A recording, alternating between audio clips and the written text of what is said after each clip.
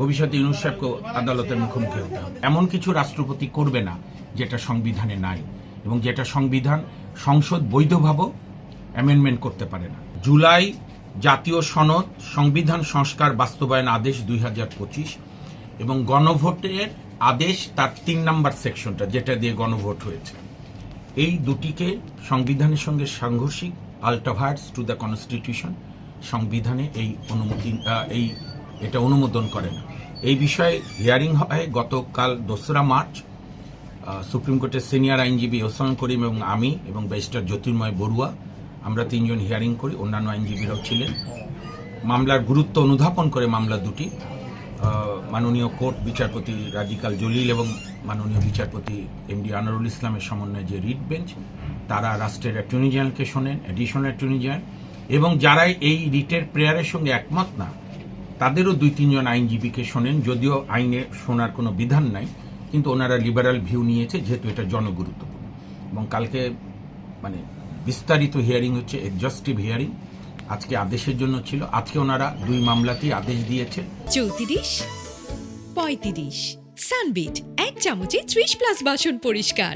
জুলাই জাতীয় সনদ বাস্তবায়ন আদেশ 2025 কেন বাতিল হবে না, কেন সংবিধান বহির্ভূত নয়, এবং একই সঙ্গে গণভোট আদেশ অর্ডিন্যান্স 20 করে 3 ধারা কেন সংবিধানের সঙ্গে সাংঘর্ষিক হবে না।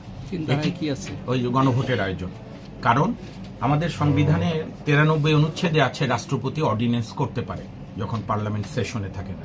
সেখানেই বলা আছে এমন কিছু রাষ্ট্রপতি করবে না যেটা সংবিধানে নাই এবং যেটা সংসদ বৈধভাবে অ্যামেন্ডমেন্ট করতে পারে না। আমাদের 142 অনুচ্ছেদ অনুযায়ী সংসদও অ্যামেন্ডমেন্ট করতে গেলে সংবিধানের বহির্ভূত কোনো কিছুর অ্যামেন্ড করতে পারবে না বা কোনো কিছু ইনসার্ট করতে পারবে না।